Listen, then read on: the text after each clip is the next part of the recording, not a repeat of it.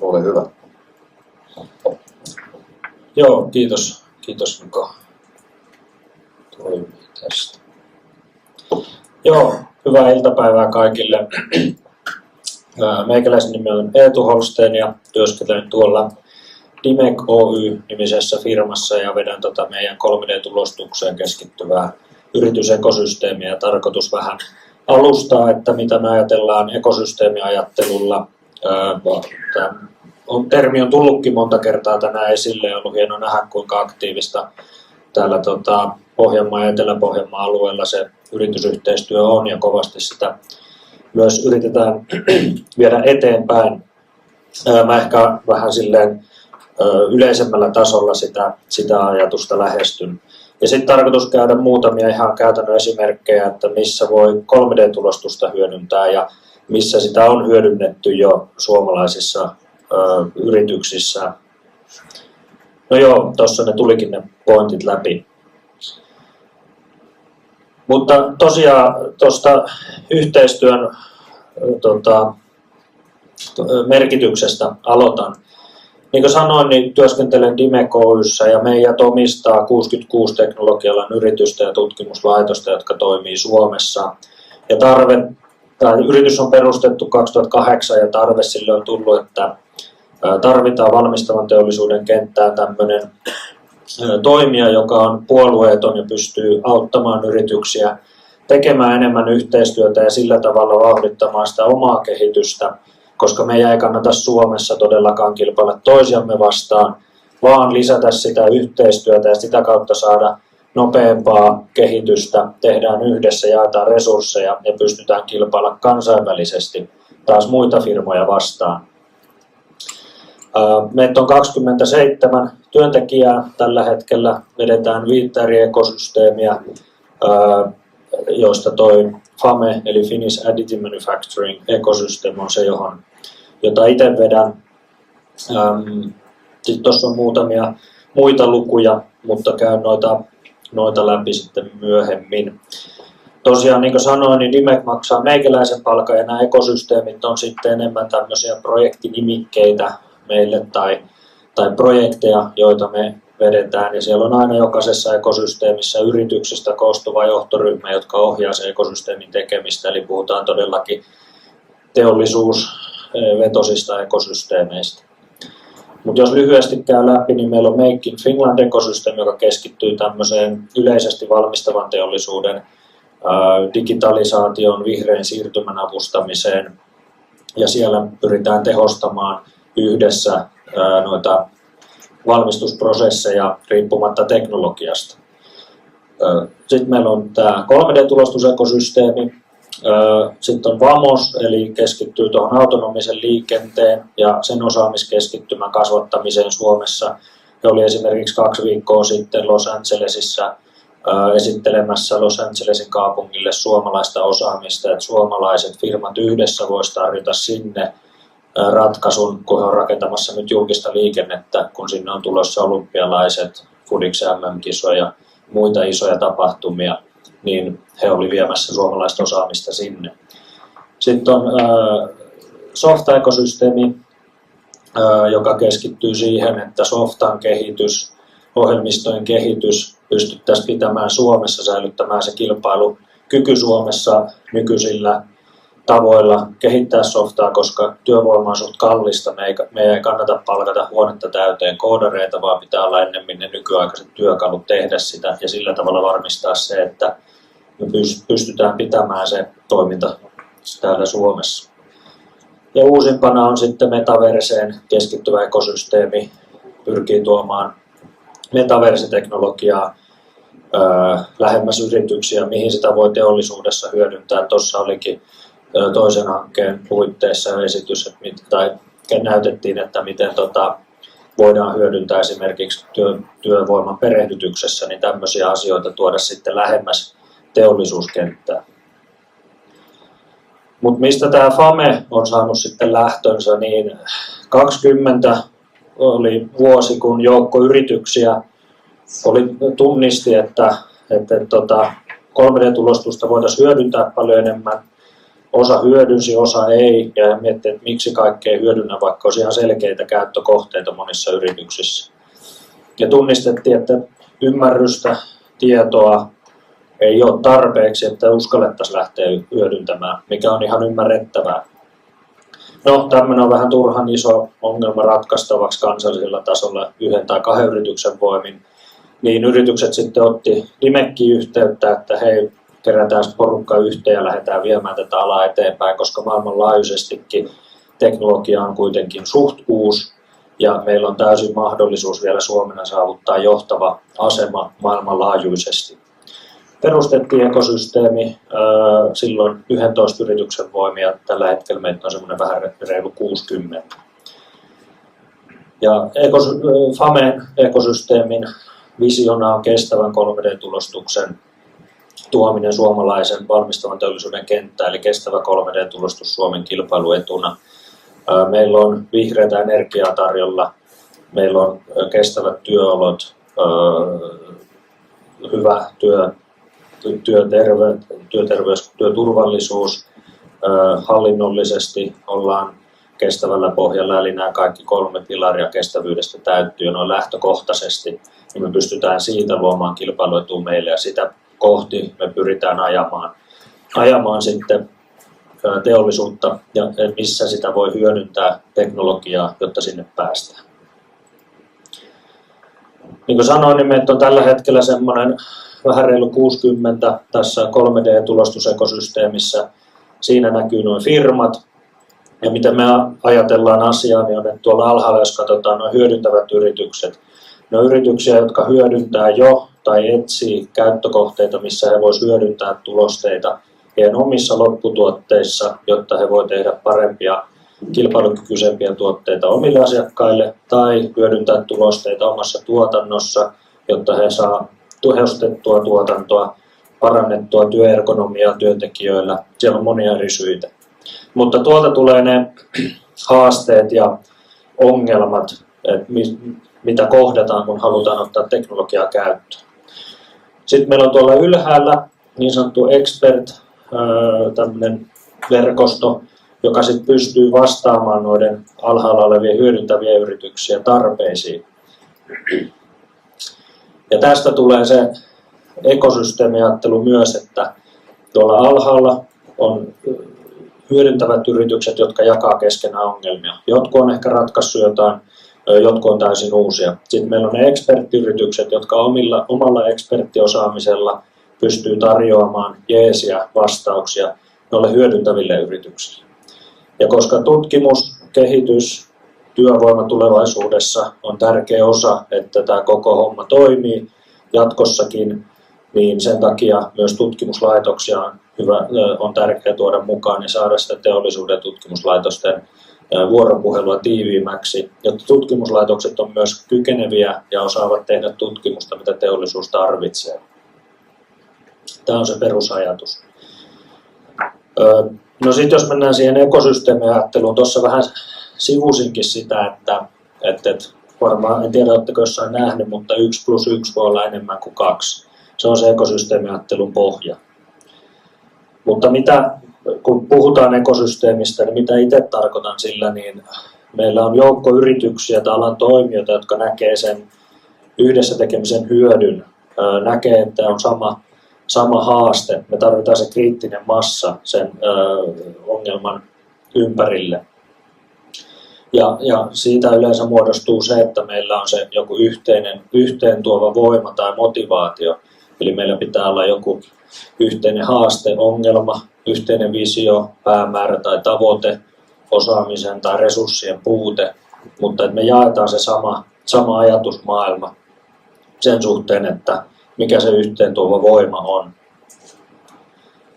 No sitten kun yhdistetään voimavarat, tehdään asioita yhdessä, se voi olla tämä, että halutaan tuoda enemmän 3D-tulostusteknologiaa suomalaisten firmojen käyttöön. Se voi olla elinvoiman parantaminen jossain tietyssä kunnassa, jollain tietyllä hyvinvointialueella. Niitä on tosi laaja kirjo, mikä se voi olla, mutta kun tuodaan ne yhteen, niin saadaan muodostettua se ekosysteemi sille alalle. Ja tärkeintä on siinä, että meillä on jokainen toimija on mukana, laittaa sen oman panoksen siihen yhteiseen pöytään, niin silloin voi saada hyötyjäkin siitä. Eli ekosysteemi ei toimi, jos joku tulee vaan pöytään istumaan, juomaan kahvia, on hiljaa ja lähtee tiedon kanssa. Se muutaman kuukauden päästä kuolee pois. Vaan kun tulee itse ja kertoo avoimesti, että meillä on tämmöisiä haasteita, ei tarvitse olla edes vastauksia, vaan jakaa ne haasteet. Jollakin toisella voikin olla vastaukset, mutta seuraavalla kerralla se voi mennä toisinpäin. Eli se perusajatus siitä, että pitää antaa jotain, että voi ottaa. Ja siihen perustuen niin ekosysteemit on alustoja kasvulle. Eli se voi olla, tuossakin on tullut tänään esiin, että tarvitaan tulevaisuudessa osaavaa työvoimaa, missä sitä koulutetaan. Me tarvitaan nykyisen työvoiman uudelleenkoulutusta, tarvitaan jaettuja resursseja. Täälläkin tuli hyvin esiin, että on tulossa toisen asteen oppilaitos tai kampus, mistä yritykset pystyy hyödyntämään, pystytään jakamaan resursseja. On järkeä, että jokainen ostaa samaa laitetta, jos sitä ei tarvitse oikeasti 24/7. Sitä kautta tulee vuorovaikutusta, opitaan toisilta ja tällä tavalla saadaan kiihdytettyä sitä kasvua, mikä on varmaan jokaisen täällä olevan mielessä myös, jos tänne on löytänyt, että haluaa kasvattaa sitä omaa liiketoimintaa. Niin se luo edellytykset, että on se verkosto siinä ympärillä. Ja palaan tähän kuvaan nyt, kun mietitään sitä, että 1+1 voi olla enemmän kuin 2, niin sanotaan, että meillä on tuolla vaikka Vilpe, jolla on joku haaste. He on miettinyt, että tämmöistä käikälettä voisi lähteä 3D-tulostamaan, onko siinä mitään järkeä. No ne voivat tuoda ongelman pöytään ja sanoa, että hei, että me on mietitty, että olisiko tässä mitään järkeä tai mitä haasteita voisi mahdollisesti tulla.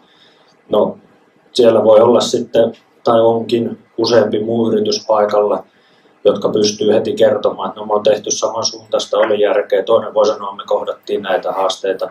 Ja siitä saa äkkiä muodostettua kokonaiskuvan, että no, kannattaako tätä ollenkaan lähteä viemään eteenpäin. Se voi liittyä laiteinvestointiin, että me tarvittaisiin tämmöiseen käyttöön oleva laite, että keneltä te olette kysellyt. Ihan tämmöisiä perustason ongelmia tai haasteita. Ja sieltä tulee se voima, ettei tarvitsekaan yksin tehdä kaikkea, vaan pystyy moninkertaistamaan oman firman resurssit sitä kautta, että on valmis jakamaan tietoa. No mitä sitten FAME-ekosysteemissä tehdään? Me ajatellaan, että ekosysteemissä toimiminen koostuu 3 eri pilarista. Meillä on orkestrointi, me varmistetaan, että kaikki pelaa yhteisillä säännöillä, kaikki pelaa yhteisillä säännöillä, ketään ei syrjitä, kaikki on valmiita jakamaan tietoa, varmistetaan, että ekosysteemitoiminnalle on budjetti, tarvittavat resurssit, se on sitä orkestrointia. Sitten on markkinointia ja näkyvyyttä, eli me markkinoidaan ja ollaan näkyvillä, pyritään tehdä sitä teknologiaa helpommin lähestyttäväksi, jakamalla tietoa eri keissejä, mitä muut yritykset on tehnyt, mutta myös sitten tarjoamalla näkyvyyttä niille ekosysteemissä mukana oleville yrityksille. Ja sitten mikä hyvin monille on tärkein osa, on se tietoisuuden kasvattaminen. Eli tarjotaan lisää uutta informaatiota, yrityksille pystyy kouluttamaan henkilöstöä ekosysteemitoiminnan kautta. Meillä on valmiita koulutuspaketteja siihen, että millä tavalla 3D-tulostusta voi hyödyntää, ajatusmaailman muutosta siihen, että mitä pitäisi ottaa suunnittelussa huomioon. Paljon teknologiademoja tarjotaan, eli siellä on hyvin paljon tämmöistä koulutus- ja tietoisuuden kasvattamiseen kohdistuvaa materiaalia, ja sitä kautta helpotetaan sen teknologian käyttöönottoa. No mitä ne käytännössä se sisältö sitten on, niin mainitsinkin tuonne, että siellä on koulutusta, siellä on erilaisia teknologiaesityksiä, autetaan yrityksiä tunnistamaan niitä tarpeita, missä he voisi hyödyntää tulostusta. Tällä hetkellä luodaan tämmöistä laatuohjetta yrityksille, eli mitä pitäisi ajatella, jos mietitään, että tilataankin 3D-tulostettu metalliosa sorvatun sijasta, mitä asioita laadun kannalta pitää ottaa huomioon, mitä pitää ottaa huomioon sen toimittajan valinnassa, mitä mahdollisia haasteita voi olla siinä. Tämmöinen käsikirja metallitulostukseen, seuraavaksi tehdään muovitulostukseen, mitä pitää ottaa suunnittelupöydällä huomioon, koska lähes kaikki 3D-tulosteet pitää, varsinkin metallitulosteet, jälkikäsitellä jotenkin. Ja silloin pitää ottaa huomioon esimerkiksi koneistusvarat, kun ne kappaleet suunnitellaan. Tämmöistä hyvin käytännönläheistä tietoa tarjotaan. Lisäksi meillä on tuolla Wärtsilän tiloissa tämmöinen AM-kampus, eli me ollaan hommattu sinne moderni metallien 3D-tulostin, ja tämä on jaettu resurssi, minne yritykset voi tulla, kokeilla metallitulostusta, tehdä metallitulosteita, sitä kautta oppia, että minkälaiset designit esimerkiksi voidaan tulostaa, mitkä ei, mitä tarkoittaa, jos tekee erilaisia muotoja, aina tarvitaan tukirakennetta, mitä se tarkoittaa, eli oppii ihan niin sanotusti laitetaan kädet saveen ja harjoitellaan sitä, että mitä se tarkoittaa, koska suunnittelupöydällähän voi piirtää vaikka mitä kappaleita, mutta sitten, että se valmistettavuus varmistetaan, niin sekin tarvii ymmärtää. Ja jälleen kerran, kun jaetaan tietoa, eli jos sanotaan vaikka Wärtsilä tekee siellä hyvin paljon tulosteita, no ne tekee, menee pieleen, tekee uudestaan, menee pieleen, 3. kerralla onnistuu. Sitten ne sanoo muille, että hei, että me tehtiin tämmöinen kappale, me tehtiin se näin ensin, näin tokan kerran, 3. kerran se onnistui, kun tehtiin nämä muutokset tai muutettiin noita parametreja. Niin seuraava firma, sanotaan vaikka Elomatic, joka siellä on myös mukana aktiivisesti, he tulee tekemään omaa kappaletta ja voi ottaa tuon tiedon huomioon ja ei tarvitse sitä samaa kehityspolkua mennä jälleen. Ja taas saadaan nopeutettua sitä omaa kehitystä. Ja näitä kun jaetaan tarpeeksi, meillä on valtava kirjasto tietoa siitä, että mikä onnistuu, mikä ei, mitä kannattaa tehdä, mitä ei kannata tehdä. Lyhyesti, mitkä ne on ne liiketoimintaekosysteemin hyödyt? Niitä on rakenne ja fokus, eli on yhdessä luodut tavoitteelliset ja hallitut yhteistyömallit. Voidaan koota saman alan tekijöitä yhteen miettimään samaa asiaa, eikä hajautetusti mietitä eri puolilla maantieteellisesti tai eri puolilla eri foorumeissa samaa asiaa. Suomessa meillä on hienoa, kun meillä on luottamukseen perustuvaa yhteistyötä ja sitä kautta saadaan luotua täysin uusia asiakassuhteita myös siellä ekosysteemin sisällä. Resurssit, niin kuin sanoin, että se 1+1 on enemmän kuin 2, niin saadaan säästettyä aikaa ja rahaa. Se voidaan suoraan peilata sinne, että kauas meillä menisi, jos me palkataan insinööri, nyt käytän 3D-tulostusta esimerkkinä, että palkataan insinööri selvittämään, että mitä meidän firma voisi tehdä 3D-tulostuksella. Paljon sille on vuosikustannus versus, että jos liitytään ekosysteemiin, siinä on joku vuosikustannus, mutta sitä kautta pääsee valtavaa määrää tietoa käsiksi, niin siinä voidaan sitten vertailla, että mitä eroa näillä on. Pystytään vauhdittamaan innovaatioita. Tuossa näytin esimerkiksi niitä meidän hyödyntäviä yrityksiä. Mietitään, että siellä on Valmet, Konecranes, Vaisala, kaikki vähän eri aloilta. Niillä on samoja haasteita. Yhdessä he miettii, että no meillä on tämmöisiä, miten näitä voitaisiin kehittää. Ja yhdessä kun niitä mietitään, niin sieltä tulee täysin uusia näkökulmia toisilta aloilta, mitä ei ole ehkä itse tullut mietittyä. Ja sillä tavalla saadaan vauhditettua sitä innovointia, saadaan jaettua niitä, että no hei, meillä on nyt vaikka 3 ongelmaa tai 3 keissiä, mitä voitaisiin testata, tai 3 erilaista designia, mitä voitaisiin testata. No jaetaan, että testatkaa te toi 1-vaihtoehto, te 2-vaihtoehto, me testataan 3-vaihtoehto. Käydään tekemässä, tullaan takaisin, jaetaan tieto. Eli ei tarvitse yksin tehdä kaikkea 3. Näin niin kuin esimerkkinä. Ja se, että pitkäaikainen vaikutus, niin uskotaan siihen, että jatkuva yhteistyö, kun sitä tehdään, joskus joudutaan itse antaa enemmän, mutta sitten 2 vuoden päästä vaikka saatetaan saada taas paljon enemmän. Niin uskotaan siihen, niin saadaan luotua sitä kestävää kilpailuetua. Niin kansallisesti, alueellisesti, kuin sitten vaikka kansainvälisestikin, jos aletaan miettimään pidemmälle maailmaa, että meillä on Kiina, Jenkit, Eurooppa, niin vaikka Euroopassa luodaan enemmän yhteistyötä, niin pystytäänkö sillä luomaan kestävämpää kilpailuetua verrattuna Kiinaan. Mutta tämä ihan sama ajatus voidaan supistaa alueellisesti, kansallisesti myös. No tuon on maininnut monta kertaa, että nopeuttaa markkinoille pääsyä.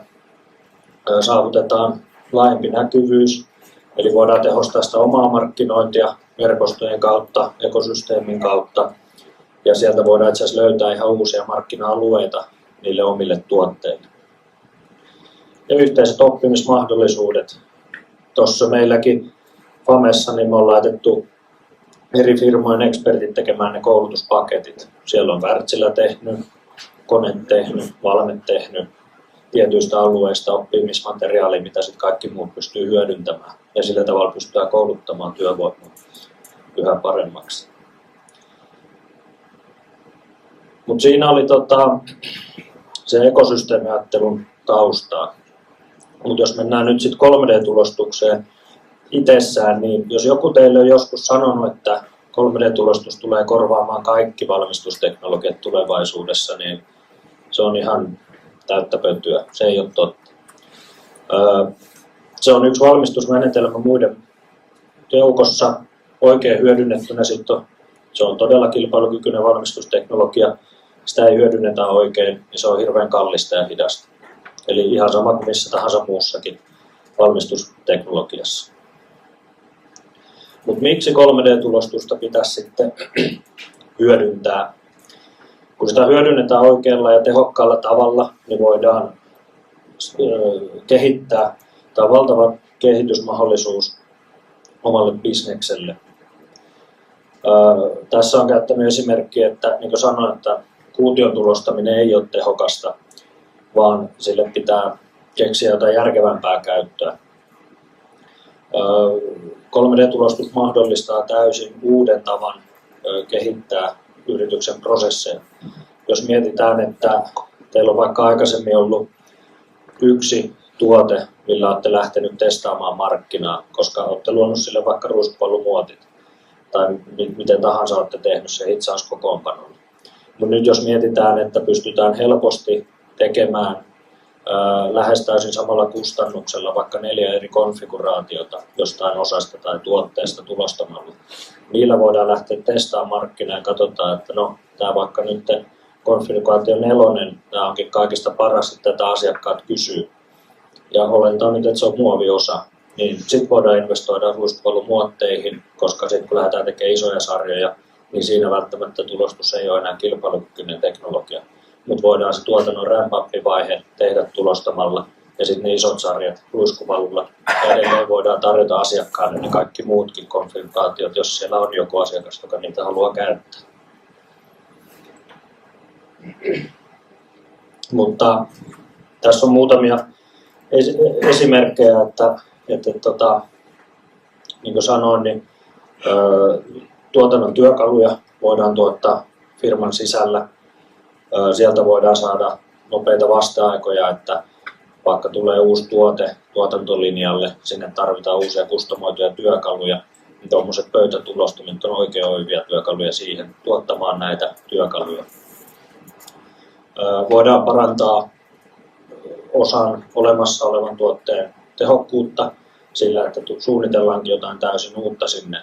Sanotaan, että jäähdytys on tärkeä asia, niin voidaan suunnitella sisäisiä jäähdytyskanavia, virtausoptimoida ne ja saada jäähdytys paljon lähemmäs sinne, mitä tarvitaan, versus kun meidän pitäisi porata monesta eri suunnasta, tulpata, niin se ei ole välttämättä yhtä tehokas. Sitten yksi iso asia on toimitusketjut. On tänäänkin puhuttu paljon siitä, että paikallista valmistusta. Nyt jos mietitään vaikka isoja valukomponentteja, ne tilataan Kiinasta. Meillä oli tuossa yksi rahtilaiva Suezin kanavassa Vinossa hetken aikaa, niin aika lailla me alkoi tulla komponenttipulaa muuta. Mitä jos näitä pystyttäisiin valmistamaan paikallisesti? Esimerkiksi hitsausroboteilla pystytään tekemään isojen kappaleiden metallitulostusta. Näillä voidaan korvata valuja. Niin onko sitä mietitty yrityksissä, että mitä jos tapahtuu tämmöinen tilanne, onko me tehty vaikka pilottikokeiluita siitä, että korvattaisiin joku valukomponentti ja pystytään valmistamaan paljon lähempänä, ehkä toimitusketju myös yksinkertaistuu paljon. Ja niin kuin sanoin, niin voidaan testata täysin uusia markkinoita.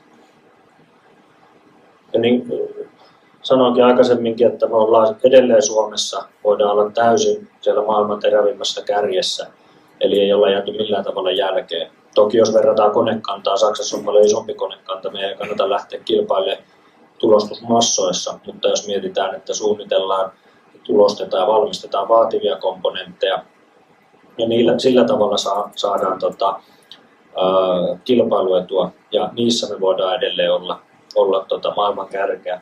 Ja siihen kun liitetään vielä kestävä valmistus, tulostus on hyvin energiaintensiivinen valmistusteknologia, niin jos meillä on vihreätä energiaa tarjolla versus vaikka Saksa, missä on paljon ei yhtä vihreätä energiaa kuin Suomessa, niin meillä on valtava etu jo siinä vaiheessa. Me on tehty tuosta ihan noita hiilijalanjälkilaskelmia, niin siinä on valtava ero. No, 3D-tulostus Suomessa, jos mietitään, niin se on aika paljon jo hyödynnetty monissa yrityksissä.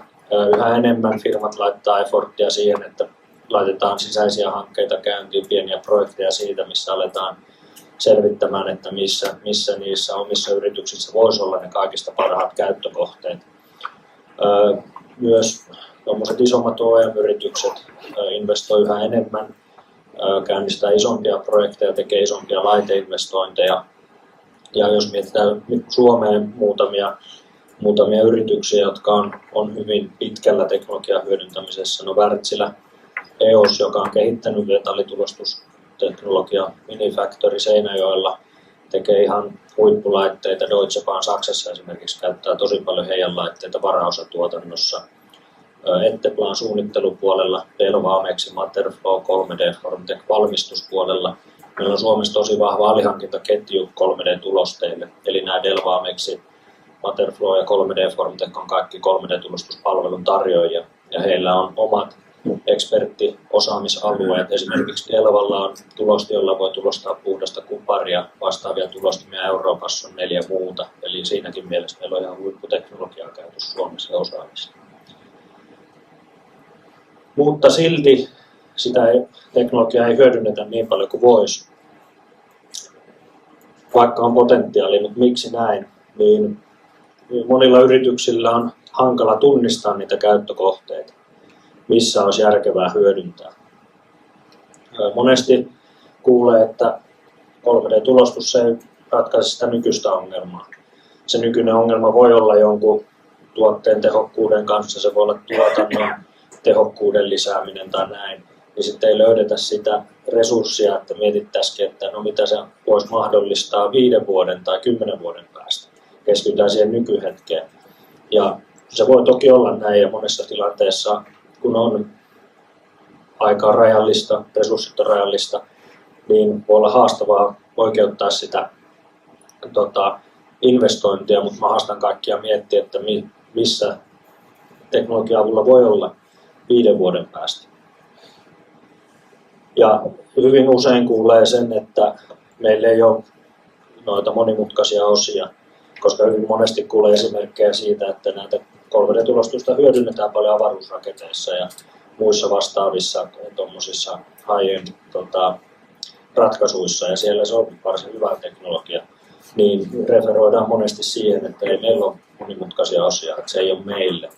Mutta mun mielestä se on täysin väärä argumentti, koska 3D-tulostuksella voi edelleen tuottaa hyvin yksinkertaisia osia, tuotannon aputyökaluja. Siellä on valtavia mahdollisuuksia hyödyntää, mutta että niitä täytyy vain tutkia ja tunnistaa, että missä kannattaa. No, teknologiaa ei tunneta tarpeeksi, ei pystytä hyödyntämään, ja siihen me tosiaan pyritään auttamaan alkuun. Ja Suomessa meillä on yksi supervoima, ja se on vahva yhteistyö. Eli yritykset jakaa paljon tietoa yhdessä. Ne tekee ihan one-to-one yhteistyöprojekteja, ja siellä on tosi paljon tapahtuu yritysten välillä tuossa 3D-tulostuskentässä. Ja sitä paljon hyödynnetään. Jos mietitään 3D-tulostuksen hyödyntämisalueita, niin niitä on 5 pääkategoriaa. Mä keskityn käytännössä eniten nyt tuohon prototointiin ja tämän työkalujen valmistukseen. Mutta hyvin usein näissä kaikissa, niin kun hyödynnetään tulostusta, niin tähdätään siihen, että on nopeampi, tai tulostus voi tarjota hyvinkin usein nopeamman toimitusajan, hintasäästöjä ja puhutaan massakustomoinnista tai kustomoinnista, niin melkein jokainen osa voi olla erilainen tai voikin olla.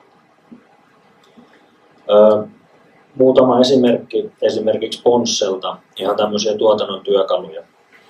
Tuo eka työkalu tuossa, mikä näkyy kuvassa, niin on tuommoinen ihan vain säätötyökalu, millä saadaan säädettyä korkeutta tuotannossa.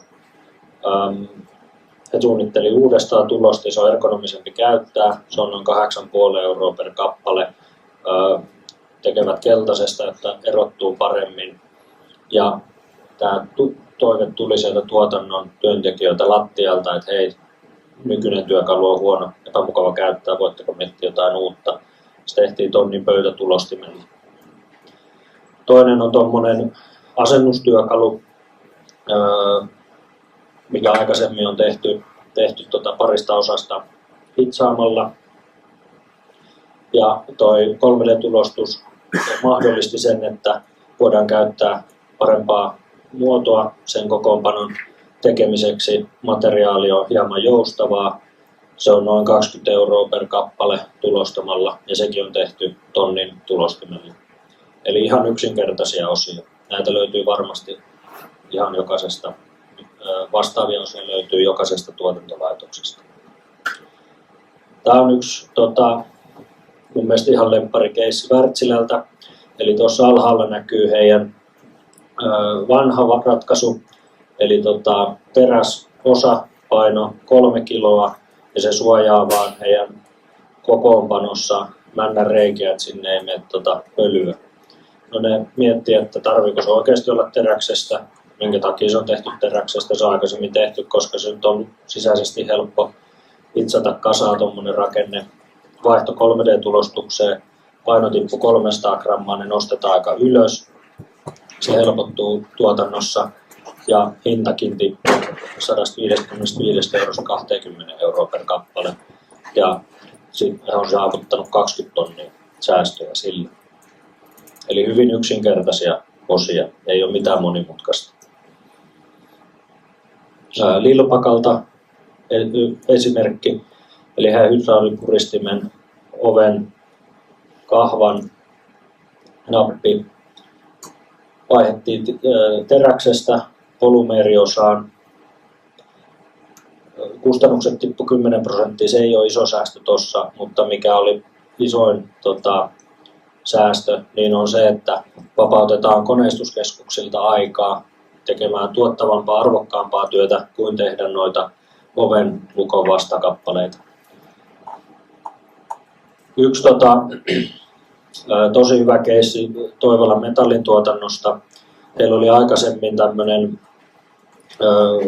putken taivutustyökalu, jota he käytti tuotannossa, niin varmistettu teräksestä.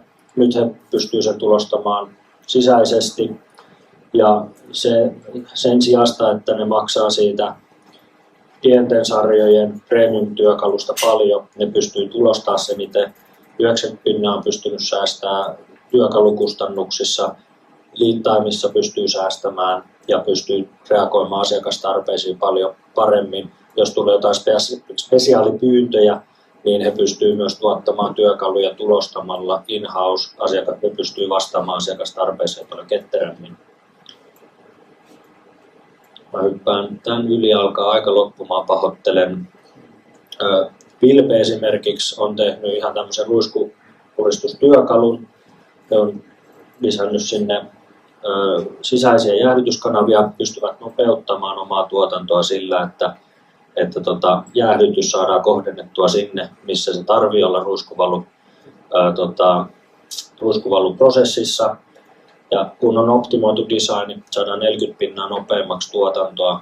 2 eri osaa on yhdistetty yhdeksi, on vahvempi osa ja tätä kautta kun pystytään tiivisteiden määrää vähentämään, niin vesivuodot aina vähenee. Tässä on yksi esimerkki, missä on hyödynnetty 3D-tulostusta siellä, missä sitä kannattaa. Eli tämä on valtava osa, semmoinen vähän yli metrin pituinen. Se on aikaisemmin hitsattu ja juotettu kasaan monista eri osista. Mutta nyt on otettu pöydälle se, että missä oikeasti pystytään tuottamaan arvoa. Tuossa näkyy noin kupari polttimet tuossa keskellä. Ne on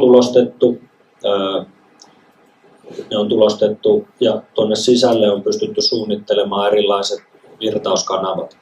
Eli jos katsotaan oikein yläkuvaa, niin tuosta keskeltä menee happea, puhdasta happea, noista sivuputkista menee nestekaasua ja toi laite itsessään polttaa teräksen pinnasta epäpuhtaudet pois.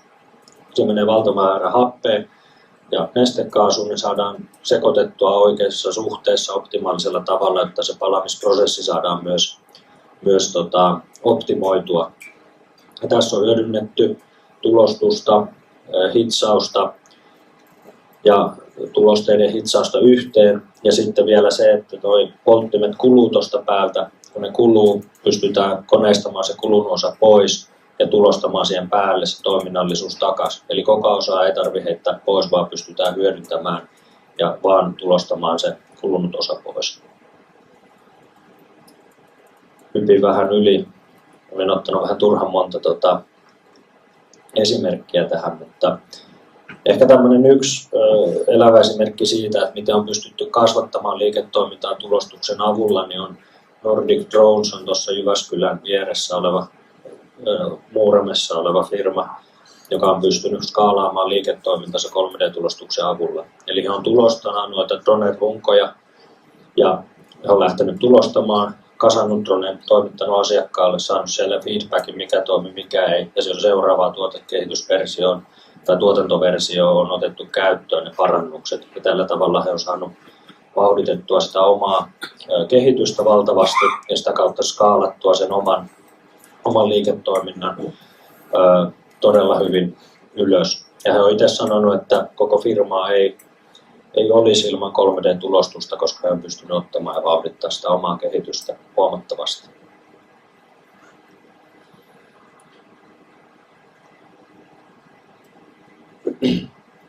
Tuossa on muutama pointti loppu, että miten päästä alkuun, niin kouluttamalla omaa henkilöstöä ihan sieltä suunnittelupöydältä johtoon ymmärtämään, että mitkä ne kyseisen yrityksen tarpeet voi olla, ostopuoli, ostakaa se tonnin pöytätulostin, sallikaa työntekijöiden vapaa-ajan käyttö myös sille tulostimelle, koska se motivoi kaikkea käyttää enemmän. Mulla esimerkiksi edellisessä firmassa työkaveri teki jikimuotteja sillä ja oppi sitä kautta käyttämään tulostusta ja sitä kautta alkoi hyödyntämään sitä omassa työssä, eli se maksaa itsensä tosi nopeasti takaisin, jos se on muutamia euroja se materiaalikustannus, mitä työntekijät käyttää omiin käyttökohteisiin sitä. Hakea niitä hands-on kokemuksia, eli tulostaa, testata, epäonnistua. Sieltä saa kasvatettua sitä omaa ymmärrystä ja sen pitkässä juoksussa, sit kun lähdetään suunnittelemaan taas uutta tuotetta, niin pystytään hyödyntämään siellä omalla suunnittelupöydällä. Mutta pitää ymmärtää ne mahdollisuudet ja rajoitteet, eli miten se voidaan ottaa käyttöön siinä omassa tuotteessa. Tulostuksella on myös rajoitteita valmistusteknologiana. Jos mietitään, että sorvauksella tai jyrsinnällä ne on tämän paksuinen kirja, ne tuotantorajoitteet, 3D-tulostuksella se on vähän ohuempi, mutta siellä on edelleen niitä rajoitteita. Miten se vaikuttaa omiin toimitusketjuihin, mistä kustannukset muodostuu, miten se vaikuttaa kestävään kehitykseen. Ne on tärkeää ymmärtää, jotta pystyy ottamaan käyttöön. Pahoittelut meni vähän yli, mutta mä oon tässä koko illan, niin tulkaa nykäiseen hiasta, jos on kysyttävää, mielellään juttelen lisää, mutta mä päästän nyt Nikon takaisin, niin pystytään jotenkin aikataulussa. Kiitos. Kiitoksia Eetu. Oli tosi mielenkiintoinen esitys ja niin kuin tuosta nyt näkyy monestakin kohtaa, että ei välttämättä ole kova ja korkealta tuo 3D-tulostus. Periaatteessa yksinkertaisilla jutuilla päästään ihan selkeisiin kustannussäästöihin. Oikeastaan voitaisiin tässä kohtaa pitää 10 minuutin jalottelu kautta vessatauko ja jatketaan 10 yli.